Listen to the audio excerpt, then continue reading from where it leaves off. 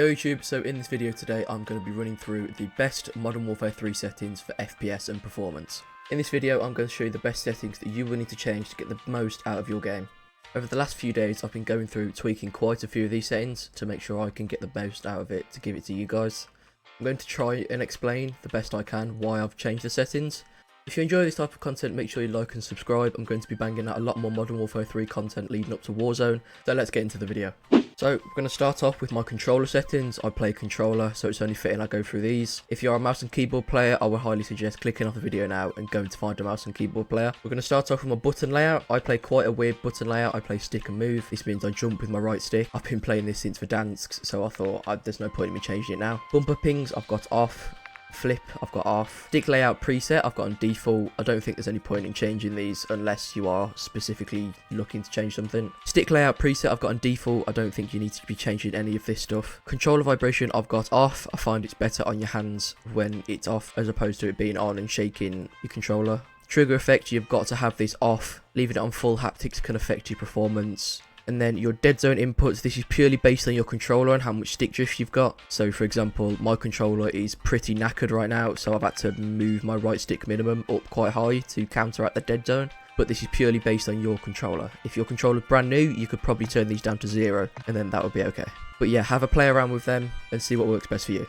Moving on to the aiming tab, so I play the really standard 66.8 ADS sensitivity. This has just been a standard throughout. The ADS multiplier you can change. I would highly recommend not going over 1 if you're going to do it though. Sensitivity multipliers I've not really changed. I don't think you need to change them because none of them are really relevant to this game. As of yet anyway. Vertical aim axis, leave all of these as standard. There's no point messing around with these. Attack stance multiplier.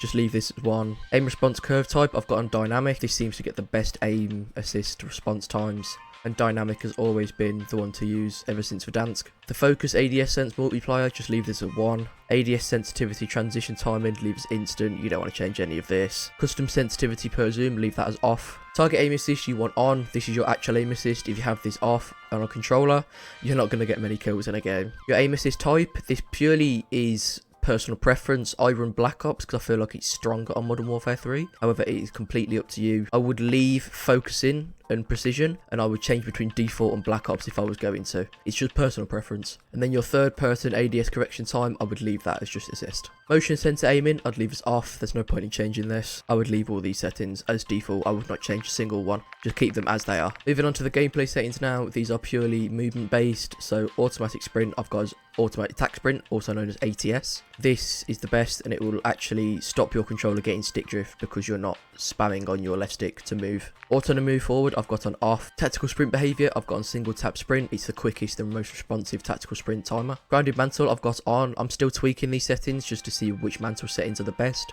but for now this is what I've figured out to be the best. Automatic airborne mantle, I'd leave off. Automatic ground mantle, I'd also leave off. Slide and dive behavior, so this is Modern Warfare 3 specific. I want to have the most effective and efficient slide cancels I can, so having a dive would affect that. I've changed my slide and dive behavior to slide only to get the most out of the slide cancels. Plunging underwater, I've left as just trigger. Parachute auto deploy, you want off. This has been a setting since Verdansk. You always want these off so you can get as close to the ground as possible. Sprinting door bash, you want on. Ledge climbing behavior, you want on mantle only. Slide cancel sprint, you want on. This basically means that your slide cancel will be a lot more efficient as well. Aim down sight behavior, you want on hold. These are all pretty standard settings. I've not really changed any of these, so I'm just going to run through them quickly now. Change zoom activation, leave as sprint tactical focus. Focus behavior, obviously you won't be able to touch it because you've got that setting on. Equipment behavior, you want on hold. Weapon mount activation, you want on ADS plus melee.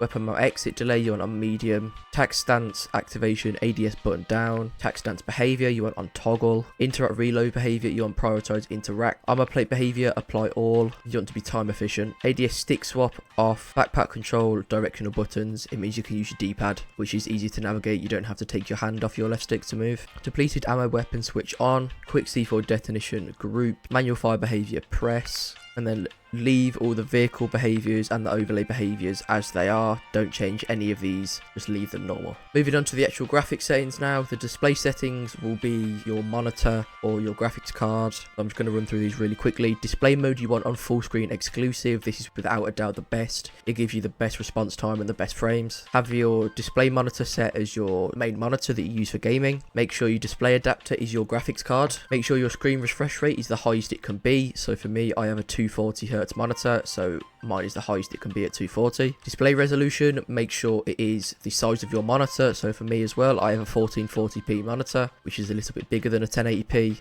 so just make sure it's swapped. Sometimes after shaders, both of these, the screen refresh rate settings and the display resolution change, so just make sure, go on there and make sure that they are your monitor settings. Aspect ratio, I'd just leave. Restart shaders, you don't need to press this is just going to restart your shaders, just don't worry about this. Display gamma, leave that how it is. Brightness, I have my brightness on 60. Video reflex low latency, you want that on. And then the rest of the settings, sustainability and the high dynamic range settings, just leave them as normal, or just copy mine. Now move on to the quality settings. These will be the most important settings to improve your frames and performance. So your graphic preset will be custom because we're going to be changing all the settings. Your render resolution, you want it 100. If your PC could handle it and you've got a good PC, I'd try and bump that up to 110 and see how it feels. But obviously, once again, that is personal preference. Dynamic resolution, you want off. For upscaling and sharpening, you want fidelity FSX cast. You want that cast strength at 100. DRAM scale target, you want to 80. However, you can up this or lower this depending on if your game starts scanning, repairing and crashing. I found if I put mine anywhere up to 90, if my game would start scanning, repairing constantly, so I bumped it down to 80 and it was fine. Variable rate shading, turn that off. In the details and texture settings, you want most of these settings very low or off. This is because the game is quite optimized for graphics anyway. Everything is quite visible, so if you turn these settings off, it makes sure that you get the best frames for the best visuals. You can just pause this video now and copy these. Once again, scrolling down to the shadow and lighting, these are once again low and off. The shadow quality you want low. Green space shadows you want off. Ambient occlusion off. Green space reflections off. And static reflection quality on low. For your equipment settings, they're a little bit different. So for tessellation, you want on near. Terrain memory, you want on minimum. Volumetric quality, you want on low. Deferred physics quality, you want off. Weather grid volumes, you want off. And water quality, you want off. So your view settings, these are mainly personal preference. These are all up to you and what you prefer. I've got my things on 115 field of view. I would put it up to 120, but I feel like I lose aim assist. ADS field of view, I've got on affected. Weapon field of view, I've got on default. Third person field of view, just leave that how it is. You don't really get in third person gunfights anyway. Vehicle field of view, on default. These are the ones that I will stress to change. Please turn motion blur off for both world and weapons. It's not needed unless you're recording a montage. Turn it off, it will hurt your eyes. Film grain, 0. First person camera movement, on least at 50. This means when you're shooting, your camera's not going to be shaking everywhere. It'll be nice and stable. Same again with the third person one, keep that at 50. Third person ADS transition, it doesn't really matter. Spectator camera is helmet camera. Honestly, this does not matter at all because you can change it when you're spectating anyway. And then inverted flashbang, this is also personal preference. If you turn it on, it means your flashbangs will be black as opposed to white. It is just completely up to you on what you want. Moving on to your audio settings, so my audio mix, you want it coming through your headset. Please make sure if you had headphones, use them. They are so much better than just hearing it through your monitor. Speakers game sound device, I've got on default system device, so I am using a dual PC setup with a Go XLR, so the default system device and output both need to be through Windows default, so my Go XLR picks it up. But for you, this could be different. However, I would just recommend using the default settings unless you are using Artist War settings, for example. Master volume, I've got on 100. This is because on my Go XLR I can change the audio size anyway. However, I would usually recommend not having this over 80 because the game is quite loud. You don't want to blow out your eardrums. Gameplay music volume, turn it off. You don't need it. If you want music, put your own music on. Dialogue volume, have at 40. This means that you can hear where enemies are calling in precision airstrikes or any other kill streak. Effects volume, I'd have quite high. This is the setting that's going to allow you to hear footsteps, reloads, and everything to hear your opponent. Voice chat volume, it's up to you. I don't really speak in game chat, so I'll put it as low as I can. I've only got it on at all just to see if any funny reactions happen to the team when I'm shitting on them. Cinematic music volume, I've got off as well. These voice chat settings are purely dependent on yourself. If you want to go and talk in game chat, you can change all these settings. These don't really matter to me at all. I've just got them all on default. Push to talk microphone because I don't want to be talking in game chat 24/7. Input device is just your standard input device, but if you do have an input device, I'd make sure that this setting is changed to your headphones. Microphone level, have an 100. When you're talking shit to people, you want to be as loud as you can. Subtitles I've got on default. This is only for campaign. I wouldn't really change this any other way. Subtitle size, leave that on default. You don't want it clogging up your screen. And then every other setting, I would just leave as default. In the interface tab, once again, subtitles, just leave them as they are. Don't change any of them. Color customization, it's purely up to you on what you want. I've kept mine as default because that's what I've been used to. But however, you can change the color of yourself, your team, your party, your enemy, flags, and everything. So just run through these if you're happy. Your HUD bounds, make sure it's stretched as far as you can to keep them as wide so you're not clogging up your screen.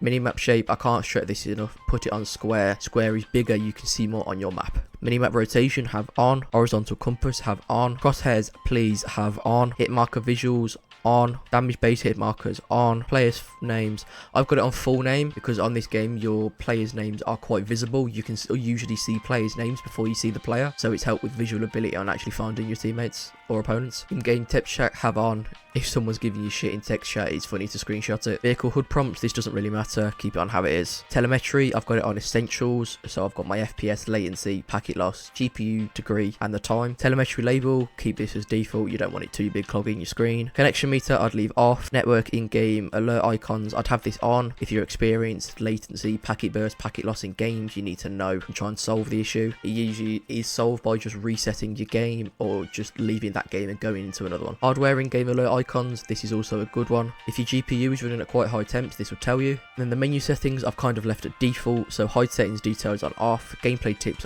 on, skip introduction movie on off, tooltips off, menu prompts automatic. And then your account and network settings, you don't really need to change because that's all useless. Hope you've enjoyed this settings video. Hopefully this makes your game smoother. If you have any questions, leave them in the comment section. I'm currently grinding camos live over on my Twitch channel. Go and follow me over there. The link will be in the description. But yeah, hopefully this video has been useful. See you later.